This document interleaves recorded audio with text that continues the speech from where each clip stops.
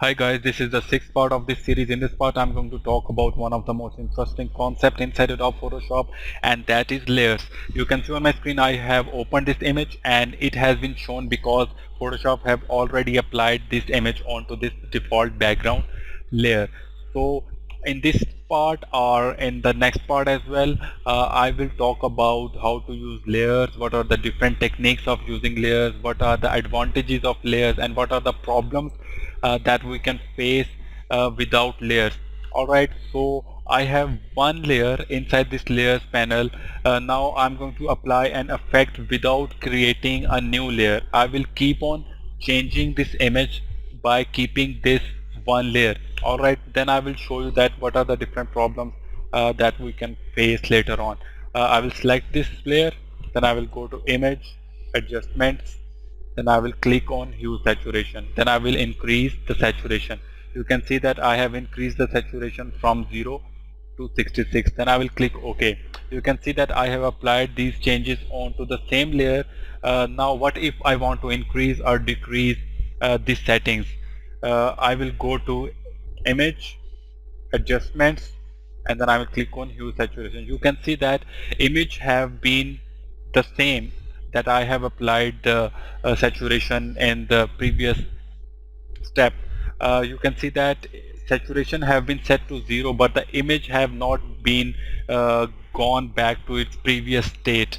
Alright, this is because that we haven't made a new layer for applying the hue saturation. We applied this effect onto that same layer. Now what if I want to increase the saturation? It has been applied to the secondly edit image, but not to the default image that I opened previously. So this is the drawback. If I want to increase or decrease the saturation, it will keep on applying the changes onto the newly edited image, but not on the default image that we created or opened earlier. Alright, now I will click and press Ctrl Z to go back. Then I will to go back one more step, I will press Ctrl plus Alt and Z to go back one more step.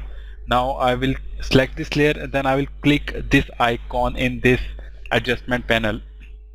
You can see that I have this panel, properties panel of hue saturation. Now I will go and increase the saturation. Alright, you can see that when I click this icon, Photoshop created this new layer with the name hue saturation 1.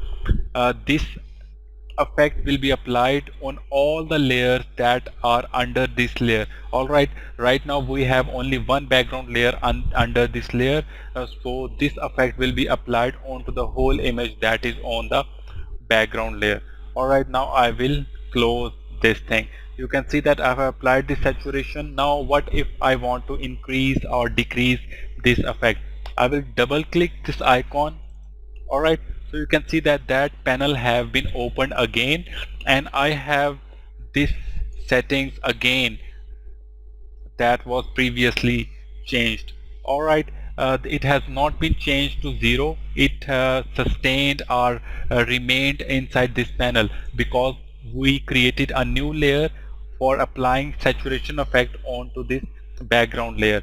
So you can see that how effectively we can work with layer and how helpful our layers can be in order to use Photoshop.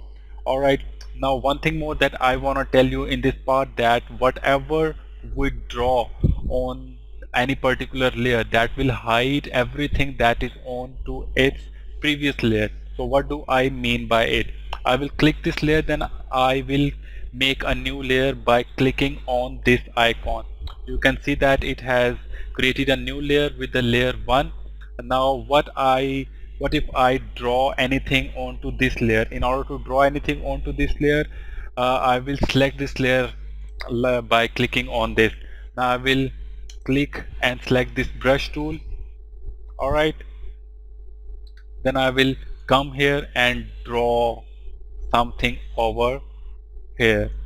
Alright, so you can see that I have drawn this thing onto this layer, and you can see that onto this layer you can see the pattern that I have drawn with the black color that I selected from here. So you can analyze that whatever I have drawn onto this layer, that is hiding everything that is on the background layer. If I click and drag it below. Well, I can't uh, add any layer below this background layer because it has been locked. In order to move it above, I need to unlock this layer by clicking right here. Alright, now I can drag layer 1 under this layer 0. Alright, so you can see that the pattern that I draw with this brush tool onto this layer, that has been hidden but not removed, because above this layer I have the whole image that is hiding this pattern. Now in order to bring that thing above, I need to take it back to the above. Alright, so you can see that the saturation is now being applied to both the layers, onto the layer 1 and layer 0, because I have the saturation effect above these two layers. In order to remove this effect from this layer 0, I need to drag it above that hue saturation effect. So you can see that I have the settings, the default settings of this image. This is because that I have dragged the layer 0 above this hue saturation layer. So you can see that how well you can work with layers inside Adobe Photoshop. This was all for this part. In the next part I will talk more about layers and what are the different shortcuts and techniques for using layers, and what are the best practices for using layers if you are working on large projects that you need hundreds of layers. So how to manage layers inside Adobe Photoshop. So stay tuned and make sure you like this video. If you have any question, just comment below. See you in the next part. Thanks.